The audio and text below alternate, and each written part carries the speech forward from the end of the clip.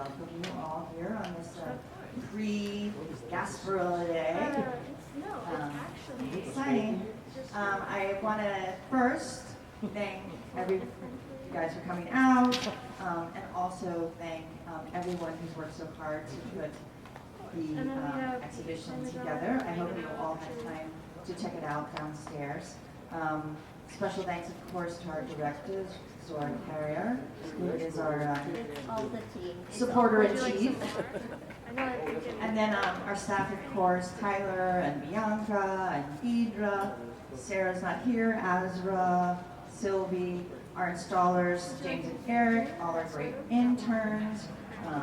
Jade is, I think, downstairs. Jonathan's helping us out tonight. So all our members, all our supporters, like, we really appreciate it. We couldn't do it without you. And then, of course, the biggest thank you, Dr. David Dennard. A lot of you probably don't know how this exhibition came together, but it was really, I mean, he's the one who put it together and brought it to us. So it was his idea, his passion, and his hard work that really made this come to be. So he offered not just his own photographs, but organized, the other artists. So I'm going to talk a little bit about Dr. Dennard. He is a semi-retired nephrologist, and I know if you have seen the exhibit, you know that he's a talented photographer as well. His online gallery, Fine Art for Good, is dedicated to making fine art affordable for large audiences, and he donates the proceeds to the sales of local charities. He has had solo and group exhibitions across the United States. His work has been shown in the photography magazine Don't Take Pictures, and also in Professor Malde's book on Platinum and Palladium printing. I always say that, like, pay special attention, the photographs that are downstairs are actual gelatin silver prints and platinum palladium prints, and it just makes such a difference, the tone. And so, like, I always encourage people to pay close attention. And in 1993, it was Professor Malde who is the other artist in the exhibition, and he introduced Dr. Dennard to Paul Caponigro's photography, which then blossomed into a creative mentorship and partnership, and that's what he's going to talk about and fill us in on tonight. So please join me in welcoming Dr. David Dennard.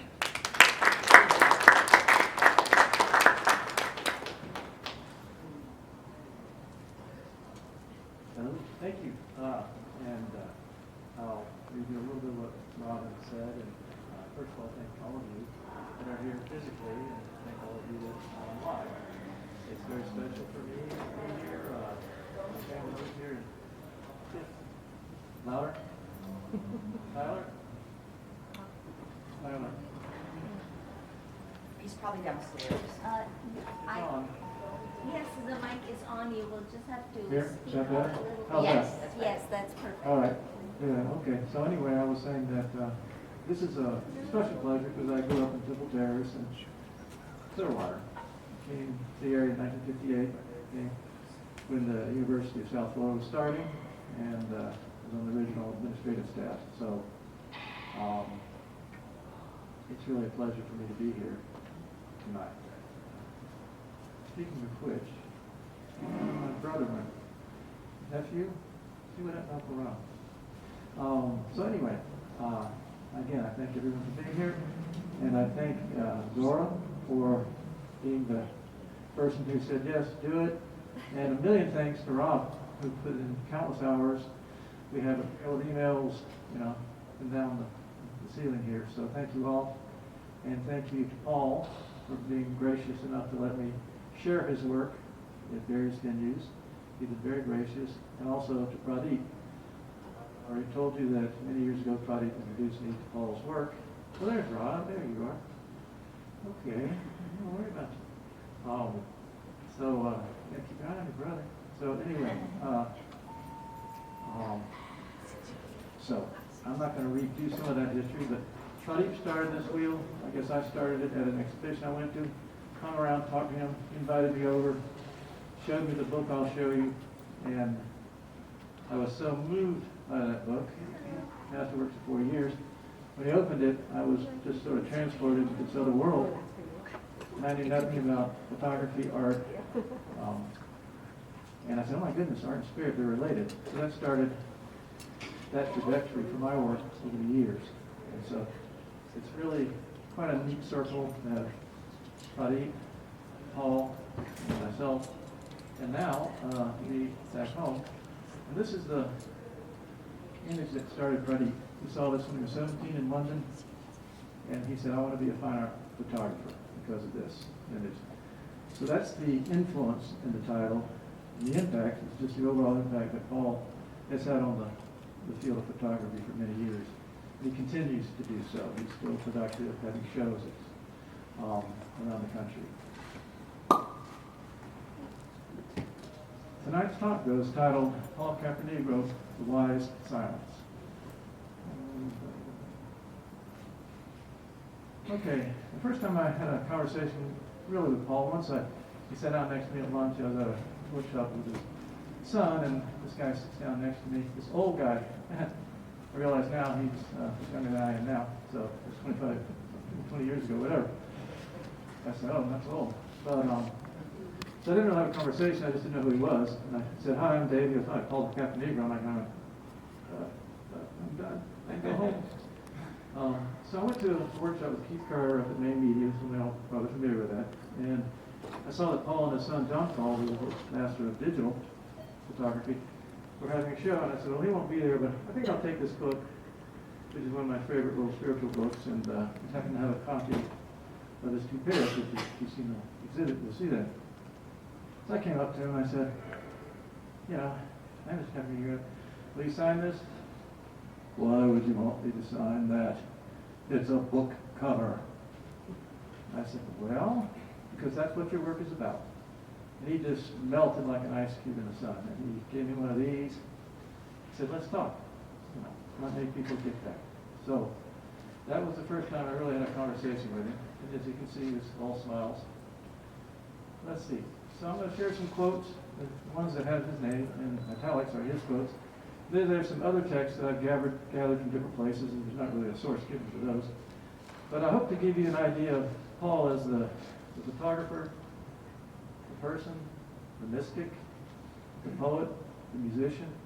Give you a look into all these facets of his life, which hopefully will help you understand what he's doing with his work. When you look at his work, look at it with your heart, like you're listening to music. Okay? Not with your mind, but try to just move into your heart and listen. So, I thought, as the ancients thought, that art is a sacred activity. As such, you are pursuing the sacred. I'm after the mystery. That's the central goal. Discovering your source. Making a connection with that source. Art and music became my means of worship to the unknown. And that's his house in Cushing, Maine, where he has his camera and his piano. He leaves his camera and did still life as he got older because he just couldn't get around very well. And he got this heavy equipment. He sets something up, then he just waits for the light. And when it's just right, takes a picture. That's Paul at Ansel Adams' piano. A photo taken by Alan Ross, who was a darkroom printer, assistant for Ansel Adams for about 8 or 9 years before he died. He still prints the Yosemite series and has permission to do that. It's actually the same print you have gotten in the last 8 or 9 years of Ansel Adams' life. The difference is it's only $250, $300, and it's not signed by Ansel Adams, but it's the same print. So if you want a nice Ansel Adams print, go to the Ansel Adams gallery, whatever it is, and get one while Alan's still printing, because after that, no one will be allowed to print. So music chose me, but photography needed me. The gods of music on the mountain on the right were called upon by the mountain of photography as art on the left. They said, we are so young and know so little. Can you please give us something from your realm? Somebody to come to invest your photography with the power of music. So I became a photographer. The gods of music sent me over.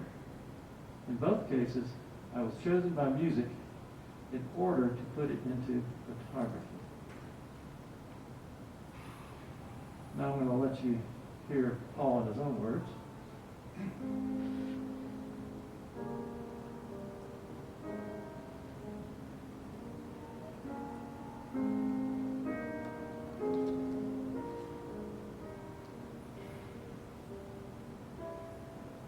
I belong to this world. They dropped me off on the wrong planet at the wrong time. I like the ancient world. I don't like technology. I just don't like it. And all that machinery, I don't web, I don't cite, I don't Google, I don't and I don't crash. So as a teenager, I got my education outside of the usual universities, colleges. I went directly to the masters. My exposure was to what they call the West Coast School of Photography. Minor White was the one that impressed me the most. Ansel Adams, great photographer, wonderful landscapes, but Minor moved more in the spiritual area. He thought about things. He wanted to involve the psyche and what these photographs might mean that you take. Ansel liked to take things for what they are. And Minor would photograph not only for what they are, but for what else they are.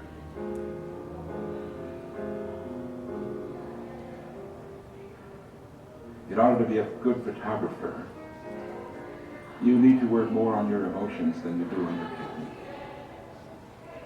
So music is an avenue where it enlivens my feelings. It feeds, nourishes my emotional system. And if I have that as my assistant, then what I see takes on something from the heart. Science is the greatest influence. Without that, you can't see or hear anything. And I don't talk or figure out my pictures before I make them. That would interfere with my stance of silence. A lot of image makers will talk themselves. Oh, well, now if you put it on zone 5 and you do this, and oh, that composition, well, I should leave out blah, blah, blah. You know, too much noise. I like surprises. And I wait until something, you know, I can just turn my head, boom, there it is. As a matter of fact, I was being called to supper when I saw that picture. And it was the last light of the day, the very last. And I thought, I have to get that picture. And I very quickly set it up, focused, put my film in, made the exposure, and the light left. The sun went down. What did I have to do with it? Luck. And I'm constantly experimenting, and I'm discovering. And one of the discoveries jumps out of the tray and says, you can go to lunch now, you got it.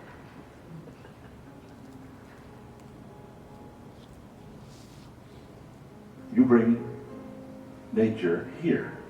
As you can see, I have my collection of shells and stones and whatever hits my eye, I bring it in here, and I work in that corner and make still lifes. I don't want to repeat the formula over and over again. I want to be free enough to see every day with fresh eyes.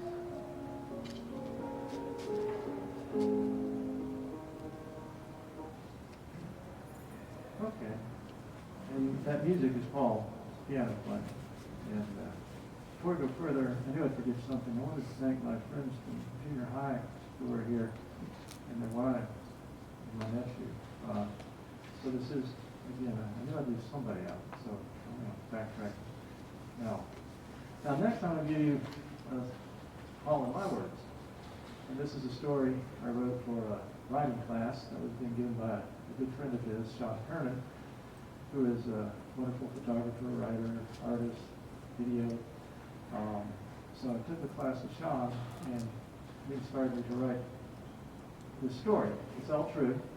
Chronology is a little shifted just to make it flow, but everything in here is the truth.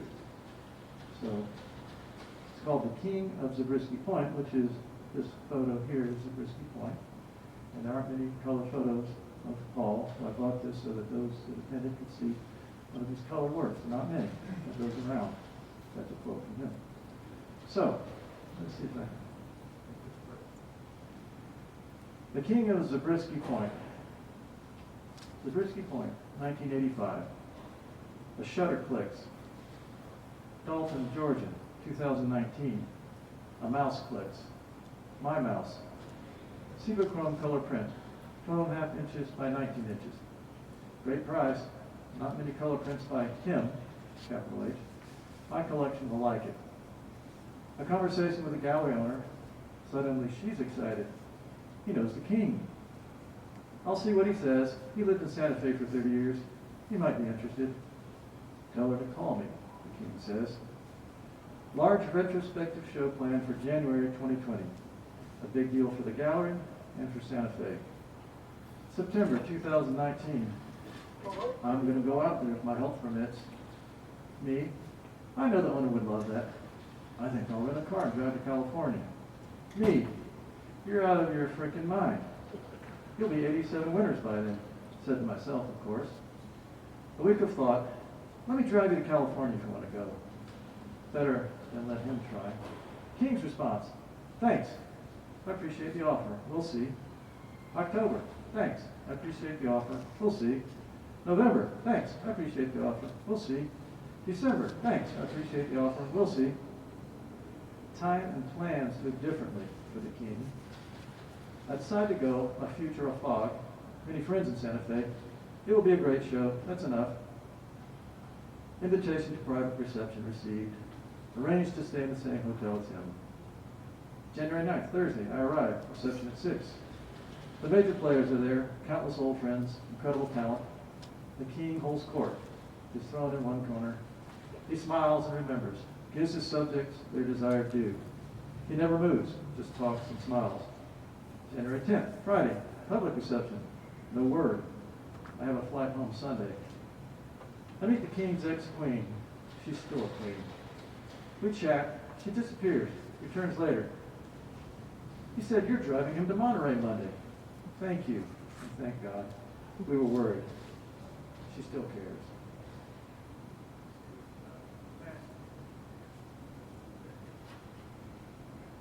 Good to know. I know when and where I'm going. Sunday night dinner. I forego a dinner invitation on the Key Pueblo. Want to be sure he has food. He's slowly dying. I can see it. He's used up all the air his lungs can find in Santa Fe. Monday morning. We're not going to Flagstaff. We're going south now. Got to find you some air. Thank you. I appreciate that. He says quietly over coffee. His thanks sincere. One bag, not much in it, I know. I did his laundry the day before. We both wear whitey-tighties. A real bond. First stop, 30 miles south, Kiwa Pueblo, Our Lady of Guadalupe Church, built 1600s. I was there yesterday. An adobe stoop in the courtyard. It looks like a square, layered white wedding cake about 5 feet tall. Gentle offerings are scattered on the shelves. It's filled with sacred energy. Native Americans never left that reality behind. I know the mystic king will feel it. I park by the sign, no photography. I chuckle. He has trouble getting out of cars, 2 new hips supporting too much, a brown long sleeve shirt, shirt tail out, his close friend. He's out now, walks slowly up to the stupa, puts both hands on it, absorbs and bathes in the light, then walks away. Let's go. That's all. Let's go. Words piss him off sometimes. Mystery lacks words, so don't try. In the car, we go, I know the rules. Silence is his source. He requires it. In the car and go south, dead south to Interstate 10. There's more air there, much more, even for me. We both start to revive. Due west, then straight, then straight, then straight. Rest area ahead. You have to pee? Yes. Okay, me too. Mission's accomplished. He sits on a concrete fence, staring at the desert, lost, or maybe found. I stop, give him time. Eventually he looks back, and I proceed. Dinner in a small town, sort of a Tex-Mex place. They should try something else. Basic hotel nearby, attractive local blonde behind the counter. What do you guys do? We're photographers, he said. Oh, I like photography, she says, suddenly animated. He says, that's good. I like it too. Said in a way that affirms who she is. She feels good about herself. He can do that. 2 or 3 words from him can overshadow 100 from anyone else. It's his presence. Breakfast at the KOA campground, the best place by local lore. It is. Pancake, bacon, eggs, worthy of a king. Nomads work there. An old guy and his wife travel around, campground to campground, like kids doing summer work. He waits on tables, she cooks the food. The guy at the next table starts a conversation. That's what you do at RV campgrounds. Soon all manner of small talk from him. I'm impressed. I didn't know he had that gene, but I feel good seeing it expressed. Again, somehow photography pops up, maybe something on the wall. Ansel Adams, he was the greatest, our new friend proclaims. The king quietly affirms, yes, Ansel was good. Not Ansel Adams, Ansel, his friend and colleague. West towards west again. I used to have picnics in those hills in the army. He knows the area, pleasant memories caress him. Memories and confidence on the landscape make up most of the day. We arrive at Joshua Tree as orange light is pushing the day visitors out the door and running alone across the desert. What a gracious light, the king proclaims. What a gracious light. A gracious light, I start to understand. His eyes are poets. In the tip to dinner, he eats 1 bite. I eat my steak. Exhausted from the effort, I take us to McDonald's. The traveled young man bounds off his motorcycle and joins us in line. In seconds, he and the old man are chatting like best buddies. Damn, that gene is getting fired up. I'm refreshed, educated seeing him this way. Back to the hotel in the park early, but not too early. A nice breakfast at a hippie blue-collar place sets the pace. His daughter-in-law texts him. She gave him an iPhone for the trip. He has no clue how to use it. He doesn't own a computer. I need to come back with my camera. I'd have to spend 5 days here before taking a photo. Too many photos. I would have to find the right ones to capture the essence of the place. A master's process. But I want a photo now. Here, I need a travel photo for my wife. He agrees. Just hit that button. Slow framing. People never look at the shapes, roughly said. Done. His digital virginity was lost forever to my iPhone. I feel special. We slowly drive around some more, holding up folks here and there. No rush here. Isn't that a tender cloud? More poetry. Now at my favorite rock, a massive boulder. He stays in the car, windows down, doors open, our usual drill. I put my hands on the massive boulder, unprepared. Love. No other word for it. A current of love pours into my soul. I hold the tears back. Some rocks are special. I get in the car, shut the door. I'm silent now. Staring ahead, he says, the rock spoke to me. It said, I am an utterance from God. His school is nature. She's still sharing her secrets. You want some more of the park? No, let's go. I need to get away from this town. It has a bad feeling. He's right. A tired military town with desperation hanging on faces standing still. Death Valley, next in line, ascent on Route 66 brings us to Roy's Cafe. The middle of nowhere was invented here. 2 nice young men working it. Again, more chit-chatting, a sandwich, and a few pastries, and we're off. You need pastries on the road. Stop for gas and make sure we're not lost. Doubles as a souvenir place. I get a cheap but pretty stone. Why did you get that? Unspoken cheap shit. It's for my wife. She'll like it. He relaxes. He understands gifts from the heart. She did like it. I found it 6 months later in the bottom of my pack, neatly wrapped. North we go through the Mojave, a fantasy since my childhood. The road is a snake on its side. Dip up, dip down, dip up. A fortune made on dip warning signs. I'm going too fast. Suddenly I'm startled. Whee! Whee! Whee! Why are you slowing down? This is fun! The Child King. I'm stunned and further educated and happy again. Death Valley National Park. Go this way, now that, now over there. He knows the place. Make poetry here. I park, he stays. I walk 30 yards or so. We're alone, except for the spirits. The silence is hurting my ears. I come back to get the king. You have to get out. The silence is deafening. No, I can hear it in here. I listen a little more and we're off. Hey, thank you for my trouble. We head to the nicest hotel. His treat. Park here. No, it's handicapped. I can't. Park here, right? No, it's a handicapped place. I'll pay the fine if we get one. Okay. No fine here. He throws firecrackers. The art is not to catch them. They explode, and all memory of them is gone with the smoke. That will be $650 a night each.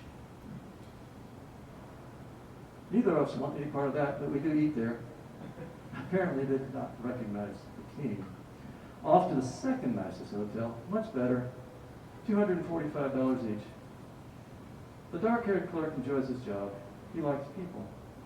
His smile makes us welcome and wanted. Tasting his kindness while I'm looking at the large mural on the wall behind him, the king signs the bill.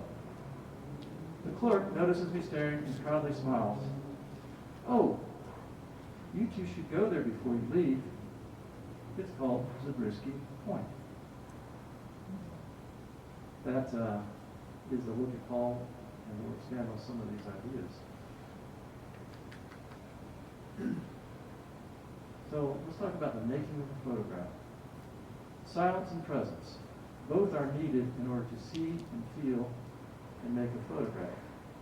Paul gave a talk for the opening of his Polaroid show, which he has at the Obscura Gallery, and you can listen to the whole thing. It's well worth listening to, so I give you that reference, and thanks to Jennifer Schlesinger, the gallery owner, for letting me take this excerpt of the talk. So I asked him a question, and I baited him, because I wanted him to talk about silence and presence. And he knew I baited him, and you'll get a good taste of Paul here. All right, we have one from David Dennard. He said, would you please comment on silence and presence in the making of a photograph? Comment on what? Silence and presence in the making of a photograph.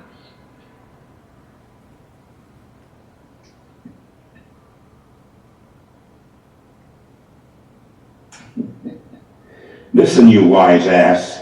You know that both of those are needed in order to see and feel and make a photograph. If you can cultivate that, absolutely.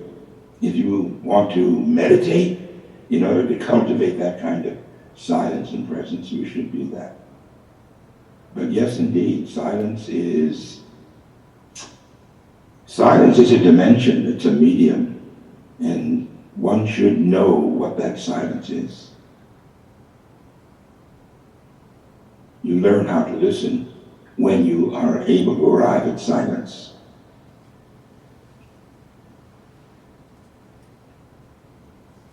Presence you earn by that inner quiet.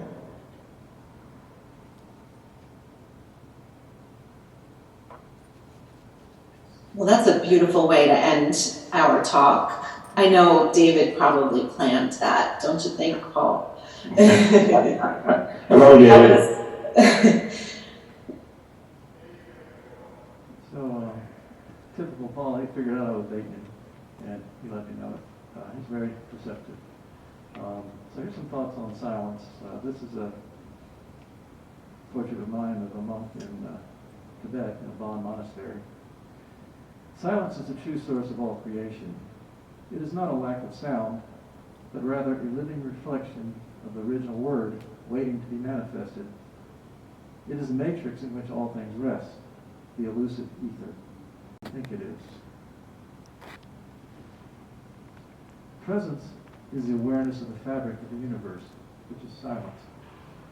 That is to say, everything exists in the now. Only illusions exist in the past or the future. An artist cannot create but mediocre work if his mind is not 100% present to the task at hand. Total absorption into the creative act.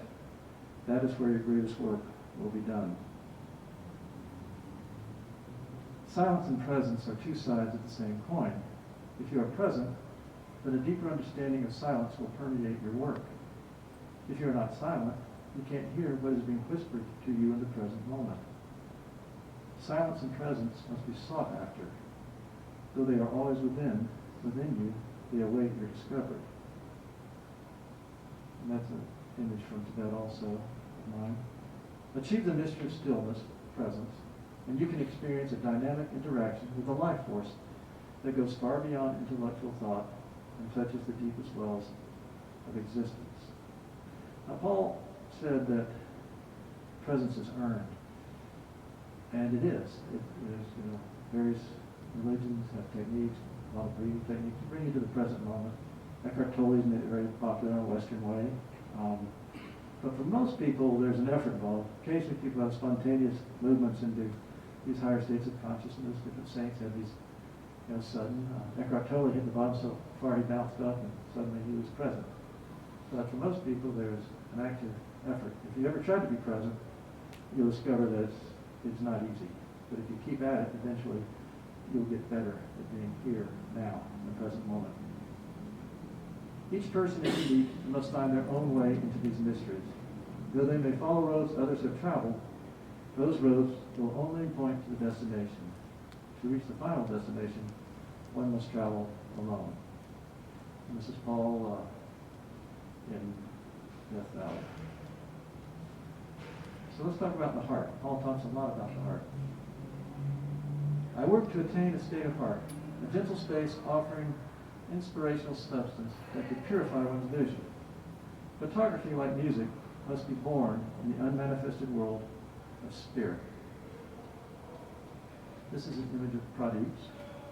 The key is not to let the camera, which depicts nature in so much detail, reveal just what the eye picks up, but what the heart picks up as well.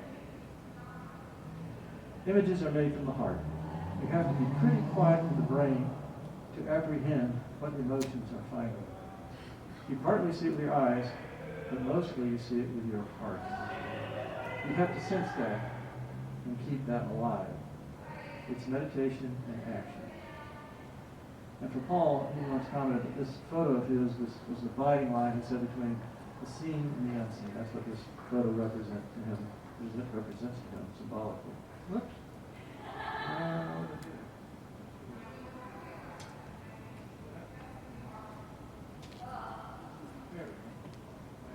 Magic. So, for the photographers, a little bit on printing. The limited method of mastering and remaining with only one film, paper, and developer should be expanded by experimenting with a variety of materials, whereby one can create a palette within the silver print realm. So one day I was down in, he has basically his darkroom, the basement's a darkroom, a vault with his photographs, and then an area where he has been mounted, looks at them, etc. Not really a studio where he takes photos. But I was sitting there and he plops out this old worn portfolio case, leather straps, probably had to be 50, 60 years old at least. And inside of it is a stack of mat boards. On each one there's 4 prints, same print. And underneath each one is a recipe. This paper, this developer, and how long in the developer. Okay? So I looked at one and I said, wow, this is a great paper, Kodak medalist. He goes, I wept when they stopped making that. And I looked at the notes, oh, this is great too.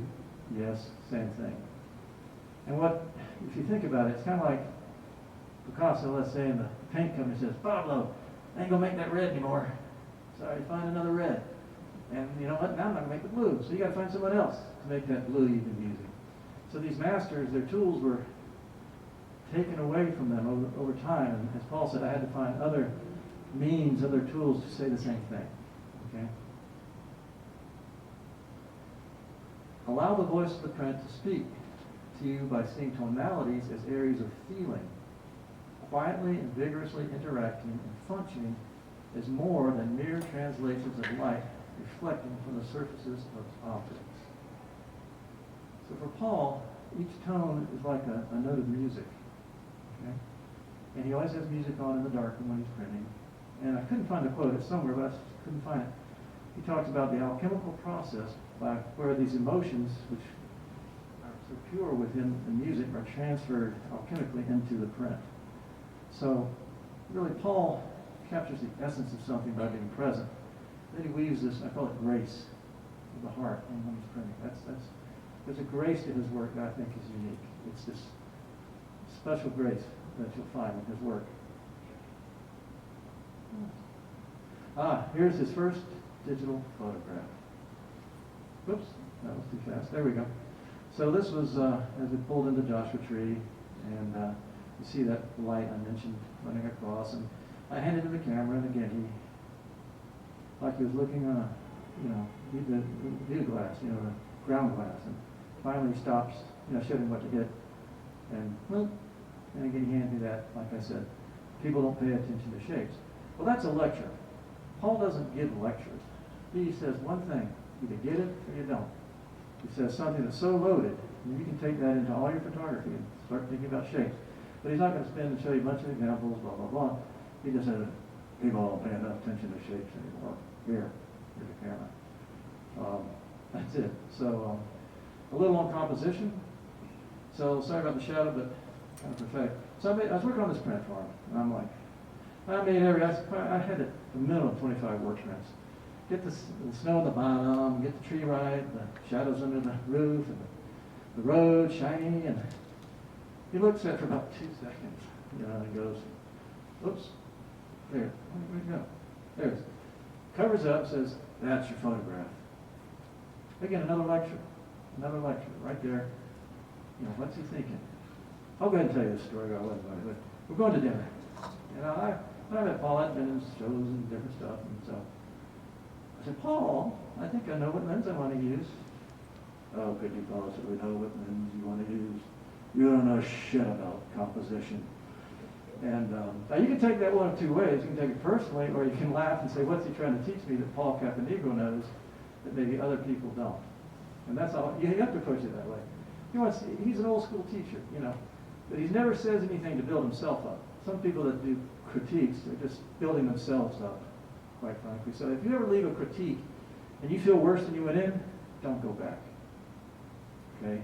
I do not like the word critique. It should be a review. You're the artist. You have your vision. Somebody can help you express your vision, but I do not like the idea. So Paul never said anything gruff to me that wasn't, as he said, I only do this to make you better. And I said, yeah, otherwise I've been gone for six months ago. So some of the things sound gruff, but they're actually meant to make you better and not to build him up in any way. So let's see here.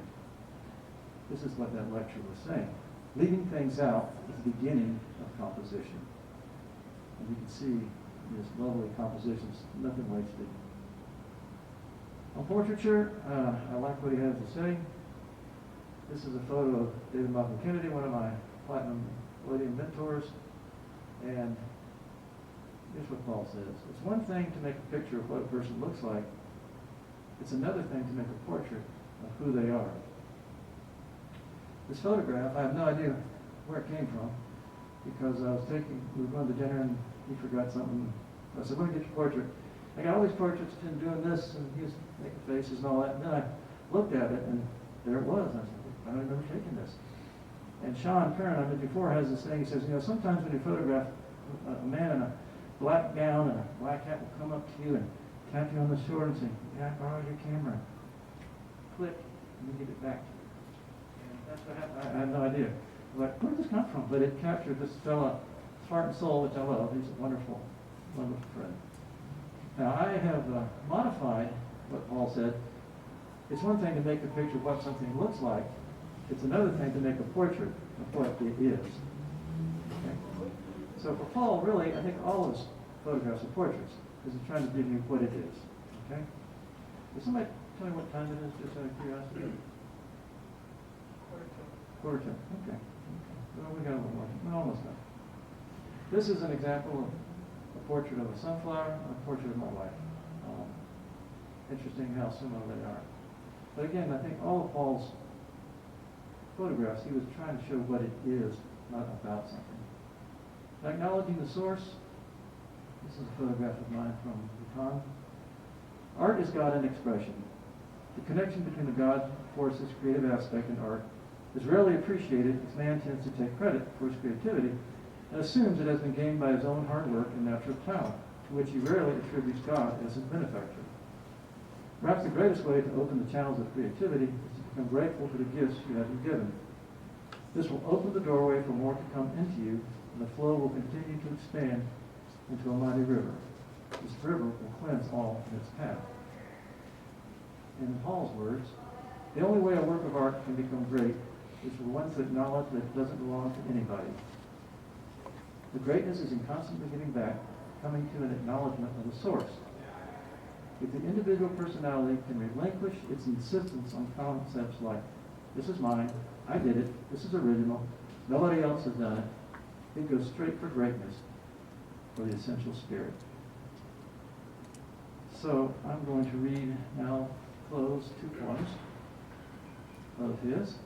These came about when I got in front of him for a portfolio review, which I actually left at his son's house. So I showed up the door and said, whoops, and went back and got it. He was very kind. But we connected, and when we were done, he went over to his desk and pulled out a piece of paper with a poem on it. Really. I started reading it, and I stopped and started reading it out loud, and we just went into this bubble of connection. So this one's called Drunk Again, by way of a visit to my inner self. I am intoxicated from imbibing a draught of the mists emanating from the place of no name, and drunk again from the joy of being in a place of no blame. I am drunk again and released from the burden of justifying the reason for my existence. I am drunk again with finding myself in a place where one eye has sight in a world of dream, while the other sees my earthly foot obeying the law of gravitational pull. I am drunk again with walking the fine edge of silver light, which lines the dark and heavy shapes of the manifest world. I am drunk again with the flames that lit from within, in which no earthly waters may quench. I am drunk yet again, with the tenacity of an inner love, while the outer is surprised to be caught by the consuming power of... Keep going, hurry. Better hurry.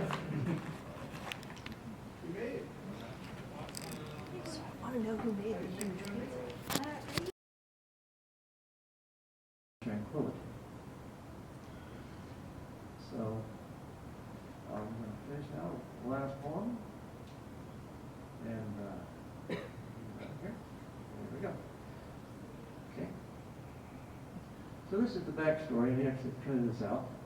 He kind of described it to me. Awakening one morning in a calm and rested state. This is called the mirror, sorry. I went to my bathroom for the morning rituals of refreshing myself. While looking into the mirror to shave, words began to play in my mind. I noted that these words were not being generated in my thinking mind, but were delivered to me from some place in my atmosphere. An entire group of words combining to make a unified idea simply unfolded as I shaved. I was aware that the thoughts were not of my making, but rather as if a message was given to me. No effort was made to analyze the experience for fear of disturbing the subtle magic of the event. I left off shaving and went quickly to the typewriter so as not to lose what was visited upon me. These are the words given to me. The sun is eloquent in its speech. We do not listen. The stone is eloquent in its speech. We do not listen. The trees and the waters are eloquent in their speech. We do not listen. All things created are eloquent in their speech. We do not listen. All blessings flowing, sound and non-sound alike, the great and small spaces, the music of the spheres, are eloquent in their speech, yet we do not listen. The highest of love is eloquent of tongue. We neither listen nor partake, but bargain these interchangeable spaces into barriers. To listen is to be brought to oneness. To listen is to awaken to a greater love and light, which gently parts the barriers to a true seeing. The eye of truth, providing the wedge to break the barriers that the inner eye might see and the inner ear might hear. Paul Caponigro. That's it. Thank you.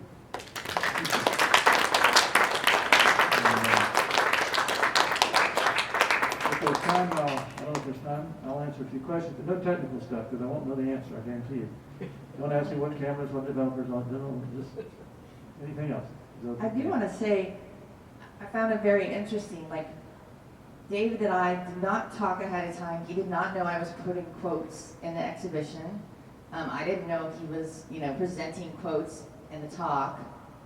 And we didn't have the same quotes at all, like entirely different quotes.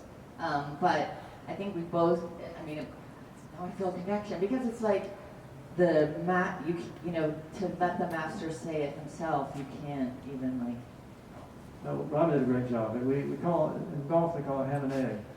When you're up, and one guy hits a good shot, and the other guy, another one hits a good shot, and play together. And so that's what we did. We ham and egged it pretty well. I was very impressed when I saw the quotes. I'm like, oh, this is wonderful. We were connected. She got it wonderfully. So again, great job. Well, thank you. Great job. Great things to work with. So yes, does anybody have a question? Yeah. So Dave, I noticed you went to Baton and are you traveling there now to photograph, or you're there and so you photograph? I'm there, and then I photographed. I haven't traveled since COVID. The trip with Paul was right before, it was January of whatever it was, 2020 or 19, whatever it was. And after that, that's it. So I don't travel anymore, but most of my photography is done in the context of a traveling event. So. Anyone else? Question? Yeah. Whatever happened, I understand, I think, what you were saying about the way he thinks when you shoot. And I have one vivid memory where I had a new view camera for Christmas. When I went back to school, I loaded up all my holders and went out and found this abandoned house. It was freezing cold outside and I was just into it. I didn't feel the pain. I felt very positive. And when I got back and felt all the film, it was just junk. It was like, oh, what didn't do? I was in there. I was in the moment, but nothing but. Well, things happen. I think that's anybody who's photographed knows they see, they feel, then they get back, and what happened to that? Whatever reason, it wasn't captured. But I think also I am not a photographer, I will say that straightforward, but I know a lot of photographers. And I think it's interesting too, it's like I know people who have gone back and looked at things and see it with different eyes and realize like, oh, it wasn't what I thought it was going to be, but it's really interesting in its own way, different way. It's because a lot of times you think it's going to turn out a certain way because you had something in your mind, and then like that's the beauty of images, right? Like sometimes it just has a life of its own. I agree lots of times. I usually don't like what I just shot. And then a month later I'll look at it, there's something in there. But let me just say, the process of shooting, even if you never print it, is of great value. Because it brings you in the present moment. Okay? I didn't go crazy or anything, but I know I don't have those negatives anymore. Well, maybe if you looked at them now, you might say, I really did have something. But if you just went around and shot with a camera, what it does is it brings you into here and now. That's why people love it. It brings you here. So even if you never print it, just go have fun shooting things. It's for your own love. Yeah. Anyone else? Well, thank you all for coming, and thank you so much. Yes, and thank you. And thank everybody for coming out. And there's still coming in wine and pizza. Please help yourself. The exhibit's on the second floor. Right. And it's open until 7, so